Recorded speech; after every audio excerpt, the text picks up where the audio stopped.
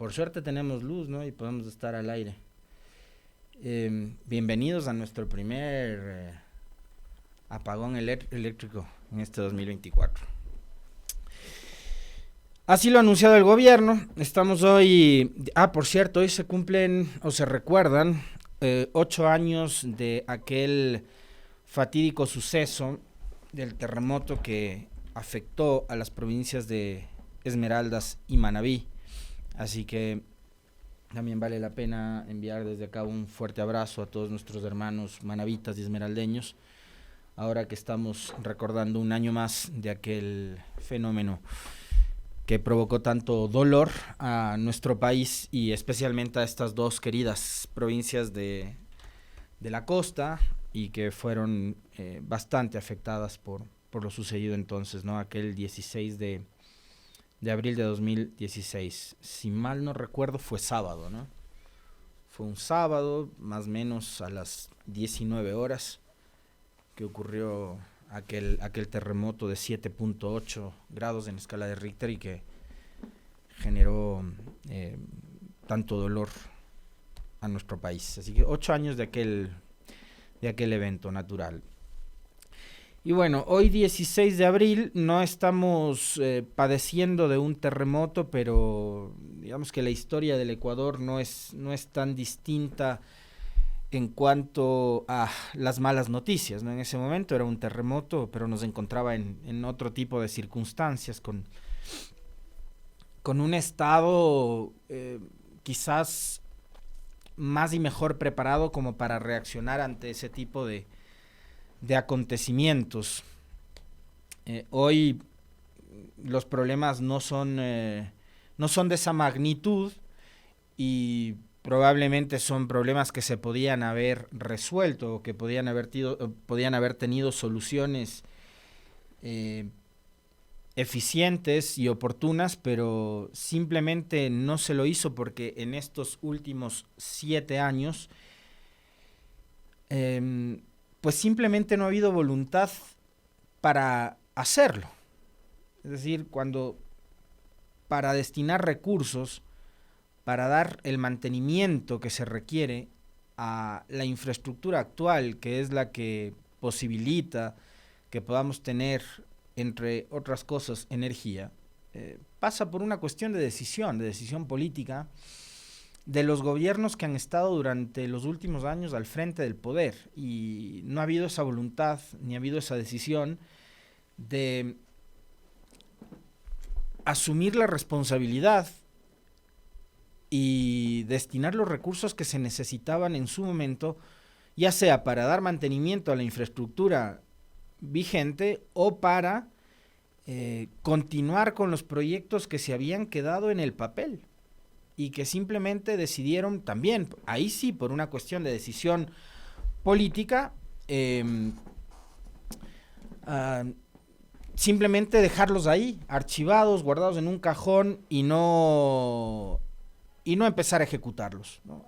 Hay una serie de proyectos que estaban ahí y que ni siquiera es que quedaron inconclusos, sino que simplemente los últimos gobiernos han decidido no dar continuidad a los mismos, que forman parte de todo un sistema que es el que posibilita que nuestro país simplemente no se quede en oscuras. Y hoy amanecemos en medio de la oscuridad, pero con algo más de claridad, aunque parezca irónico o aunque suene a sarcasmo, pero en medio de la oscuridad, en serio, hoy amanecemos con un poco más de claridad. ¿Por qué? Porque a diferencia de ayer, hasta ayer, recordarán ustedes, el gobierno nos venía diciendo que se trataba de desconexiones temporales o desconexiones emergentes. Hoy,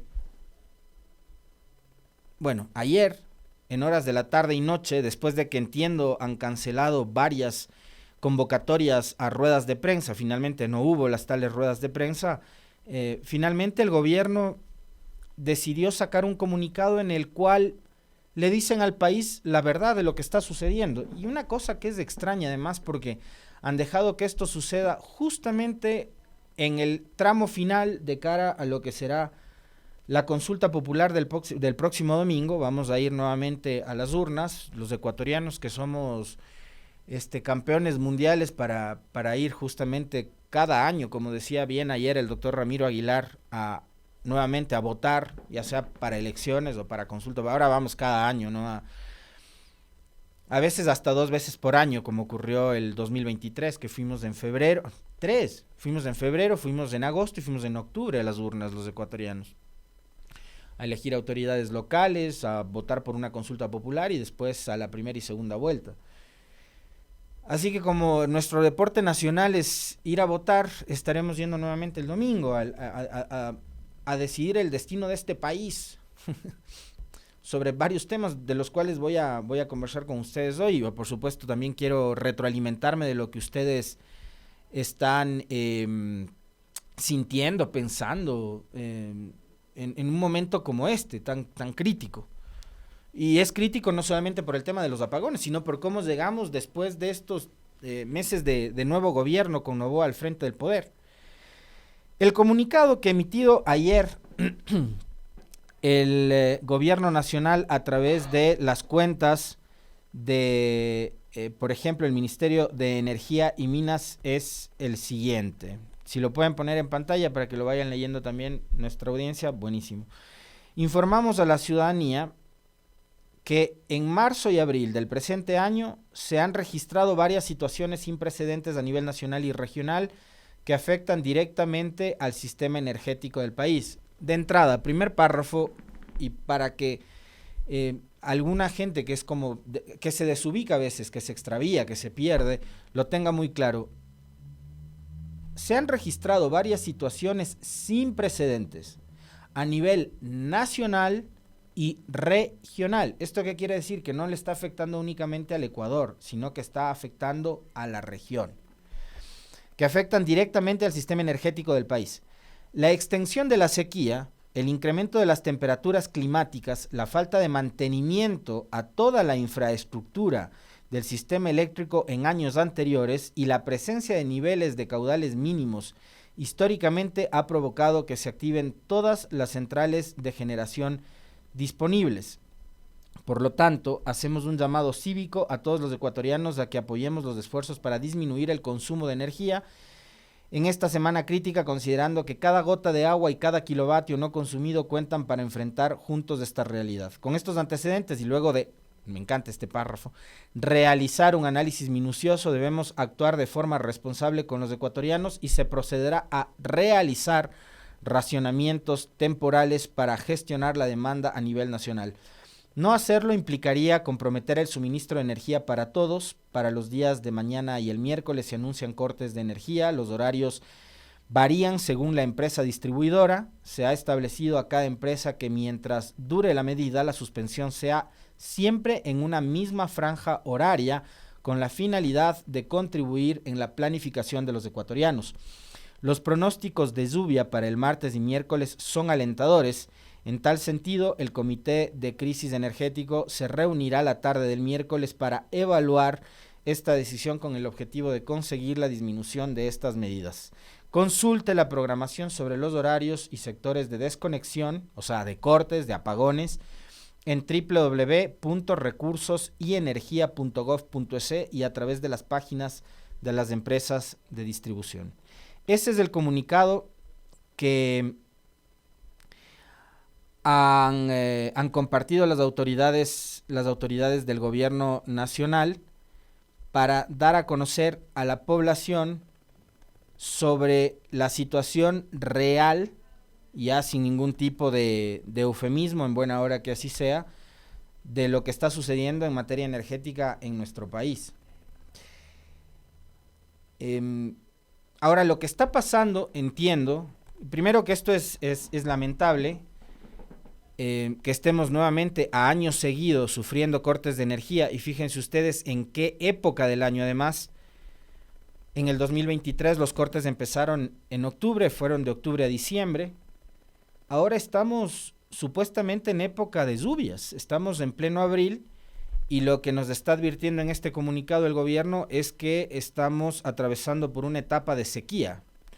y es una sequía que no está afectando únicamente los embalses del Ecuador, sino también de los países vecinos como Colombia, que es el que nos estaba vendiendo hasta hace algunos meses atrás de energía y que por la situación que ellos están atravesando también, a propósito de la sequía, han dicho vamos a parar la venta de energía a Ecuador, además que es una energía súper cara, ¿no? Y yo por eso les decía hay que ponerle mucha atención a ese primer párrafo del comunicado, porque acá como somos expertos para empezar a generar fantasmas o para empezar a inventar teorías, ahora están tratando de responsabilizarle a Colombia, al presidente Petro, sobre la decisión de no vender la energía a Ecuador, basado en la postura ideológica que tiene el gobierno de Colombia. Y que esto sería, o sea, ayer, digamos, no es que me lo estoy inventando en este momento, era lo que presumíamos, de hecho, que iba a pasar, y pasó, porque ya conocemos cuál es la forma de operar de ciertos aparatos de comunicación a través ya sea de los medios convencionales, de sus voceros, o de los trolls o tuiteros que actúan como trolls, que han dicho que Correa le pidió a Petro que corte el suministro de energía a Ecuador. No hay, digamos, nada que pueda parecerse siquiera a esta teoría tan desquiciada, tan descabezada como la que les acabo de mencionar. De hecho, en Colombia hay una decena de embalses que está por debajo del 30% de su capacidad. Los registros de las instituciones que se dedican al ámbito energético en Colombia alertan que apenas 3 embalses cuentan con volúmenes que están por encima del 70%. 3 últimas semanas de abril serán críticas, según el gobierno del presidente Gustavo Petro. Aun cuando ciudades como Bogotá o Medellín han sido escenarios de lluvias, lo cierto es que el fenómeno del Niño sigue presente en Colombia y sus efectos tienden a agravarse.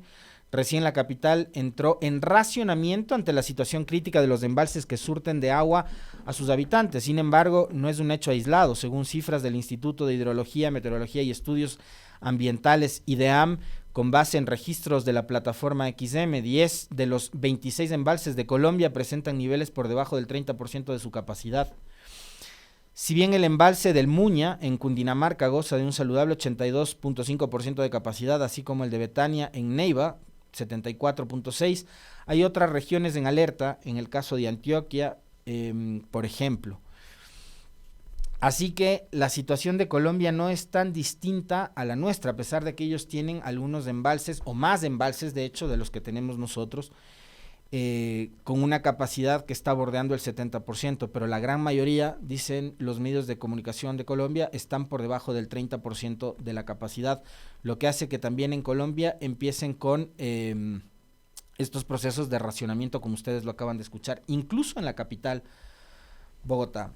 Ahora, en nuestro país, varios exfuncionarios han alertado sobre varias cosas. Primero, digamos lo más inmediato.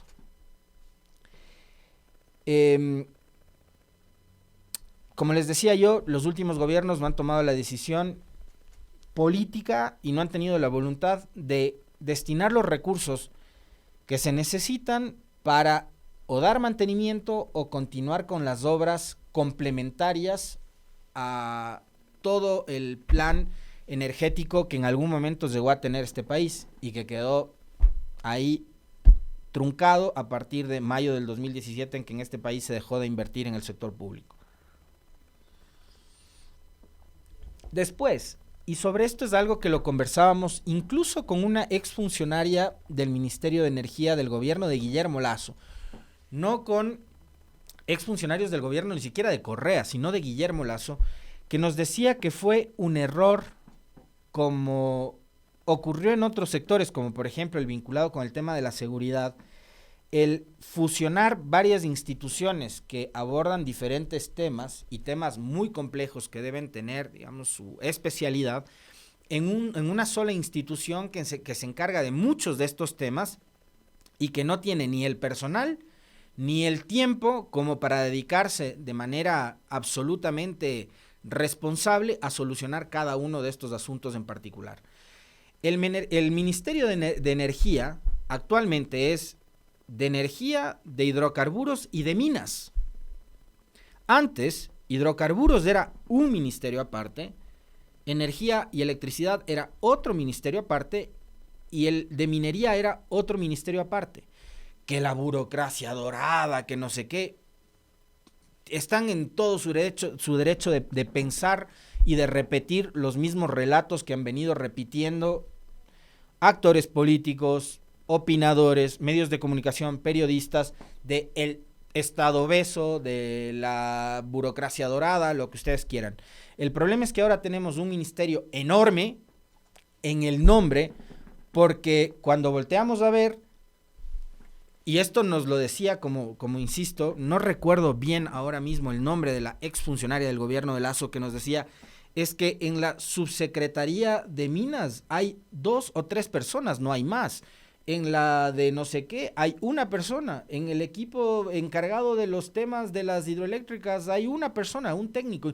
Entonces uno se pone a pensar y dice, ¿cómo un ministerio, una cartera de Estado que se encarga de un ámbito tan fundamental en tiempos como los que vivimos ahora, como el de la electricidad, el de los hidrocarburos y minas, tiene el personal que tiene y no tiene más, y no tiene profesionales en cada una de las áreas y cada subsecretaría encargada de un tema específico con todo el personal y los profesionales que se requieren como para poder atender, pues esa es la realidad. A esto es a lo que nos han conducido con el famoso austericidio del que nos han venido hablando todos estos años, de que es necesario seguir cortando el personal, seguir despidiendo al personal, seguir achicando el tamaño del Estado, y bueno, las consecuencias son las que estamos viviendo en este momento en el país.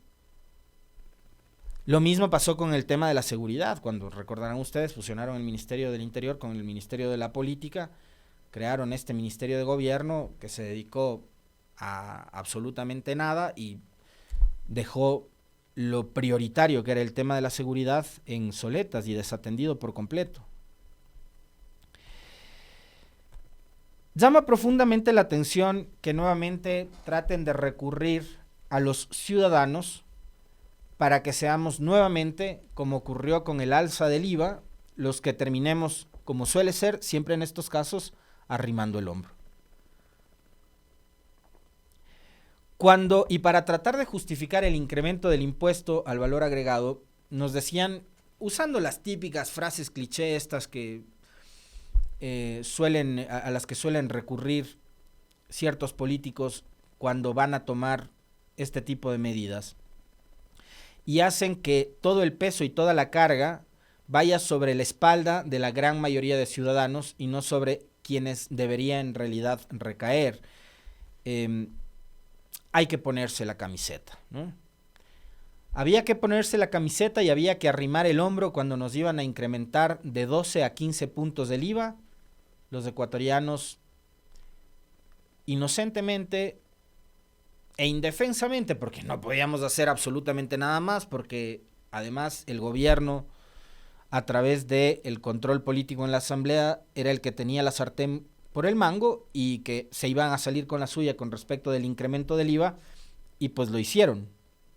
Entonces, así como cuando incrementaron 3 puntos el IVA, nos dijeron que había que ponerse la camiseta y que había que arrimar el hombro, bueno, ahora que nos van a cortar la electricidad, también nos vienen con el cuento de que hay que arrimar el hombro.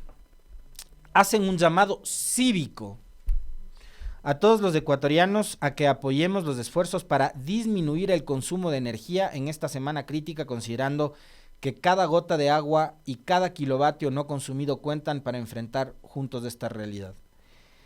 Que hay que cuidar los recursos naturales, que hay que cuidar cada gota de agua, esa debería ser una campaña no emergente en casos como los que estamos atravesando en este momento los ecuatorianos, sino debería ser siempre una campaña permanente.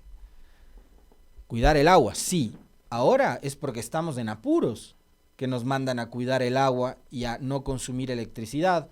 Y claro, ya tenemos también a los muy diligentes medios de comunicación dándonos consejos de cómo ahorrar la batería de los dispositivos móviles. Yo recuerdo alguna nota de prensa de esas épocas, de finales del año pasado, que nos mandaban a leer, ¿no? Actividades que se puede hacer cuando no hay electricidad. Pónganse a leer, nos decía algún medio. Cosa que deberíamos hacer con o sin electricidad, ¿no?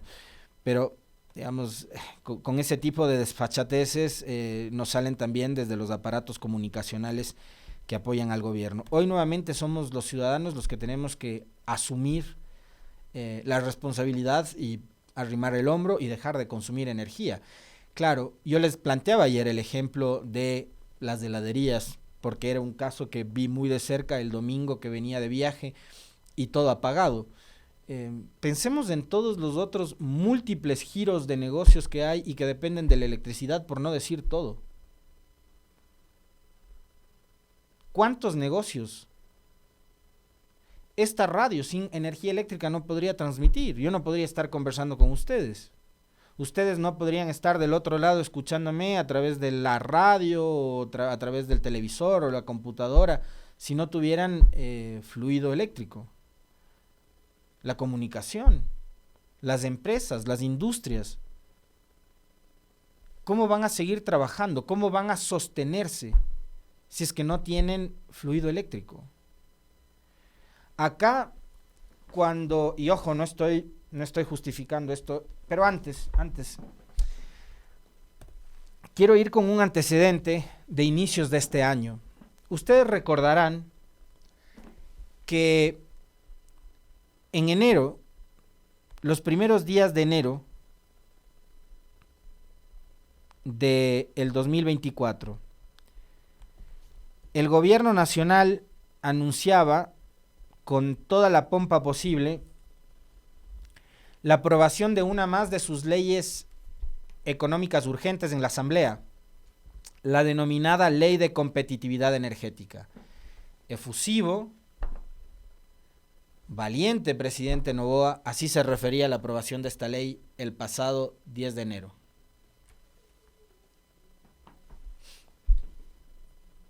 ¿Tenemos el video del presidente Noboa, chicos? ¿Tenemos o no tenemos? El de la ley energética. Buenas noches. Quiero agradecer y felicitar a los asambleístas que hoy dieron muestra que el país es lo primero. Y con una votación histórica se acaba de aprobar la ley No Más Apagones, que apoya a la inversión y ayuda a generar empleo.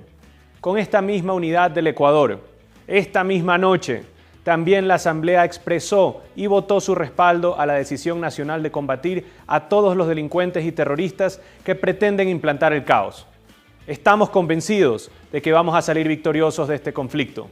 El apoyo ciudadano y de los partidos políticos es fundamental para salir de la oscuridad y generar mejores días para todos. Ceder ante el mal, jamás.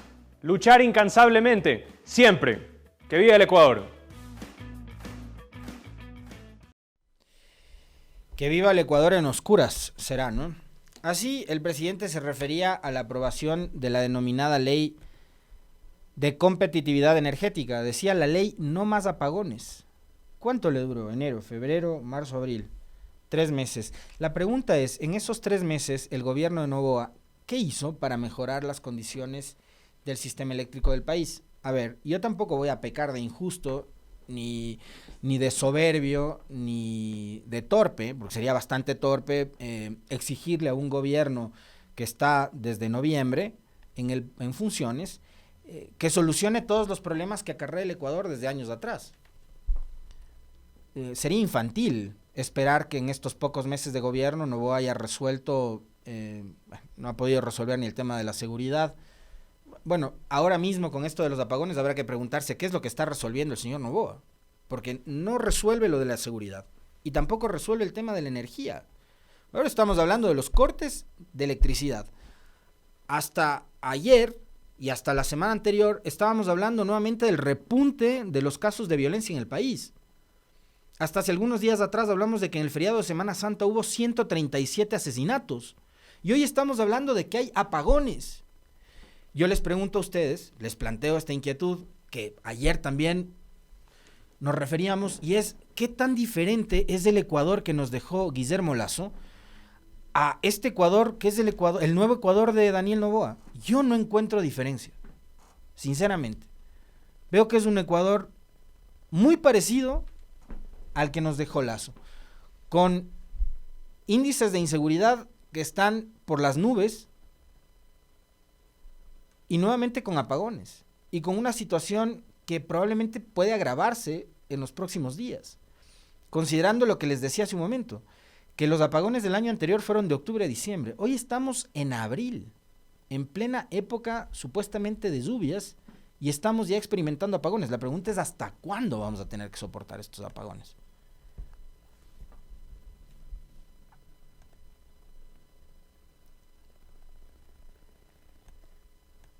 Yo les decía hace un momento, ¿qué está haciendo el gobierno nacional para solucionar esto? Insistiendo en el hecho de que no vamos a esperar que en pocos meses, en 5 o 6, se resuelvan todos los problemas que viene arrastrando este país durante años. Y coincido totalmente con lo que dice doña Fabiola en el TikTok. El presidente vive enfrascado en conflictos que en absoluto nos benefician a los ecuatorianos. Totalmente de acuerdo, como por ejemplo el que desató hace semanas atrás con Rusia, por el tema de la famosa chatarra, y ahora el que ha desatado hace una semana atrás con México. Y cada vez que el presidente habla, y vamos a referirnos también a las últimas declaraciones del presidente Noboa, es al conflicto. Y yo me pregunto, como bien se cuestiona también Fabiola, del conflicto vivimos los ecuatorianos. ¿En qué nos beneficia a nosotros el conflicto político? En nada, en absolutamente nada. Y a propósito también de los comentarios que tienen que ver con, estamos en abril y no llueve. Yo no voy a esperar que el presidente salga con un discurso como el de Santos Dalvite y diga que hay que ponerse a rezar, porque eso sería bastante infantil e insensible con el momento que atravesamos los ecuatorianos por el tema de cortes de energía, porque lo propio sería también con respecto al tema de la seguridad. Pongámonos a rezar y esperemos que no nos maten, ¿no? Y encomendemos nuestra vida y nuestra seguridad y la de nuestras familias a Dios y pongámonos a rezar.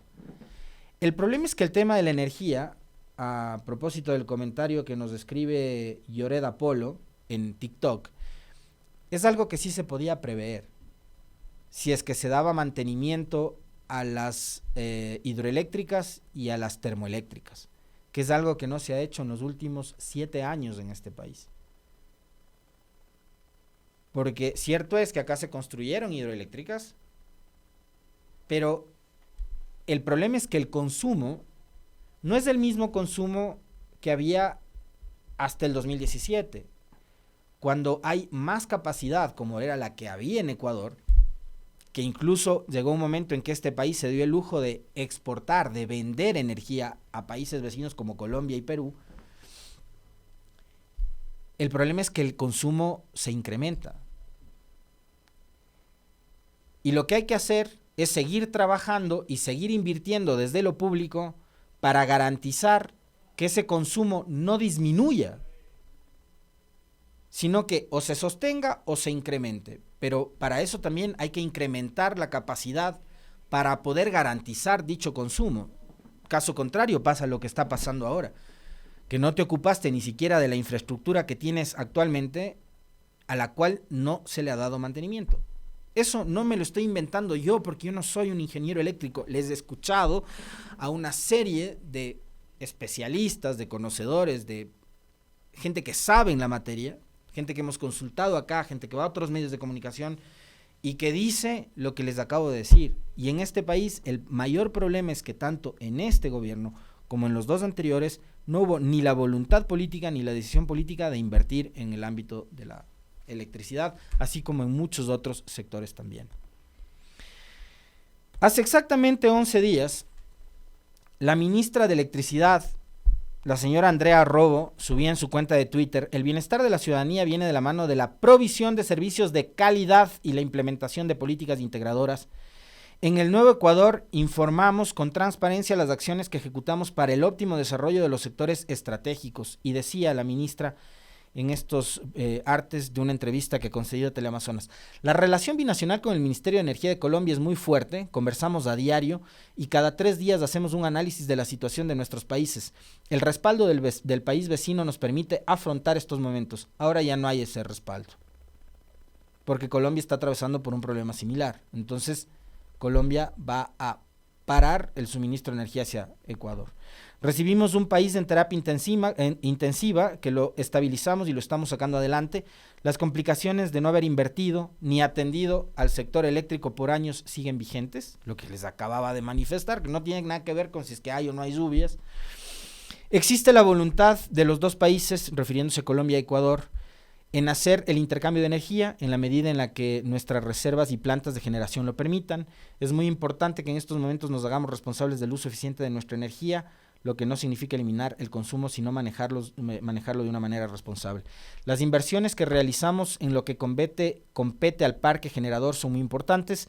Además, hacemos programaciones así como mantenimientos de forma incansable. Nuestro equipo trabaja en horario extendido para responder las necesidades del país. 11 días después de esta declaración de la ministra Arrobo, han llegado nuevamente los cortes de energía al país. Ahora usted tiene que consultar en la página web del ministerio si es que hay o no hay energía, y consultar los horarios y consultar los sectores para planificar su vida y por supuesto la de su familia, y con eso también tendrán que acomodarse los sectores productivos. Vamos a una consulta popular. La señora que decía justamente es que no sabes que estamos en abril y en abril nos llueve. Claro, pero ¿qué se hizo antes para evitar que esto suceda? Porque los temas de la sequía, a propósito del cambio climático y demás, lo vienen advirtiendo los especialistas en esta materia desde hace rato. O sea, esto no es que lo descubrieron hoy los señores del gobierno, esto lo vienen advirtiendo desde antes de la crisis de finales del año pasado. Vamos a una consulta popular que, como bien decía ayer uno de los invitados de Sofía Montoya en las Warmis, creo que era Cristian Pino, la justificación de la consulta popular era la seguridad. Como una oportunidad, el señor Noboa y su gobierno metió 2 preguntas que creo yo, como les dije ayer, son la carne de esta consulta para el gobierno de Noboa. Un gobierno de empresarios, un gobierno como el anterior, un gobierno de empresarios. El tema de los arbitrajes, que es el que ponen ahora como el pretexto, el Ecuador no se somete a tratados bilaterales, entonces eso ahuyenta la inversión extranjera. Nada más falso. Y el tema del trabajo por horas. Sobre el asunto de la inversión y los arbitrajes. Ustedes, sin ser unos expertos como yo, que tampoco soy experto en tema de administración de empresas, ni administración pública, ni nada por el estilo, pero les pregunto así, y quiero saber su opinión, coméntenla en el chat y en las transmisiones. ¿Qué tan atractivo creen que puede resultar un país como el Ecuador, en donde hay 44.5 asesinatos por cada 100.000 habitantes para una empresa extranjera que está buscando un destino para invertir? ¿Qué tan atractivo puede resultar un país en donde matan policías a plena luz del día, como ocurrió ayer en San Borondón? ¿Qué tan atractivo puede resultar un país en el que hay cortes de energía y apagones por horas? A veces en algunos sectores, como ocurrió ayer en Quito, no una, sino 2 y hasta 3 veces les cortaron la electricidad en varios sectores y barrios de la ciudad. En el país también entiendo que ha pasado lo mismo, que les han dicho el horario de corte de energía es hasta la 1 de la mañana y no, se postergó hasta las 4 de la mañana. ¿Qué pasa con la seguridad? Que tanto le preocupa al gobierno, y vamos a esta consulta supuestamente a votar por la seguridad. ¿Un país en oscuras es un país seguro? Les repito, ¿qué tan atractivo puede resultar un país como el Ecuador, en donde hay 44.5 asesinatos por cada 100.000 habitantes, para una empresa extranjera que está buscando un destino para invertir? ¿Qué tan atractivo puede resultar el Ecuador para una empresa que quiera venir a instalar aquí una planta, una fábrica, si no le podemos garantizar ni siquiera fluido eléctrico? Ahora sí tenemos el video de la ministra de Trabajo sobre el tema del trabajo por horas, el pago. Pónganle para que escuchen lo que yo les decía ayer. En febrero la señora decía que se pagaría entre 4, 5 y 6 dólares la hora de trabajo. Ayer le escucharon ustedes a Ramiro Aguilar haciendo cálculos. Aquí en este país, por cómo está la economía y con un sueldo básico de 460 dólares y con gente que gana por debajo del básico, la hora de trabajo no pasará de costar entre 2 y 3 dólares. Pero esto es lo que dijo la ministra de Trabajo la semana anterior en una entrevista. El valor del contrato por horas. Y el valor del contrato por horas inicia con 7 dólares 80 centavos y puede llegar hasta 12 dólares con 99 centavos en el sector petrolero. Este cálculo ya ha sido difundido a la ciudadanía. De 5 a 7,80 y de 5 hasta 13 dólares en el sector petrolero, es lo que dice la ministra, que va a costar la hora de trabajo en este país. Y una cosa adicional, a propósito de un discurso del presidente ayer, en un evento en el que acudían jóvenes, y qué triste escuchar al presidente decir lo que dijo, al frente de un grupo de jóvenes que estaban recibiendo algo así como 250 becas. El discurso de ayer del presidente Noboa, yo así superficialmente lo entendía y lo interpretaba como una amenaza. ¿A quién? Probablemente ahora a sus adversarios políticos. Pero viendo las preguntas que plantea en la consulta y por cómo las plantea, es que los enemigos de este señor somos todos. Esto fue lo que dijo ayer. Empleo y seguridad. Eso, hasta mis mayores críticos y mis peores contrincantes, más que sea, dan valor de que soy incansable y de que soy un pésimo, pero pésimo enemigo para tener.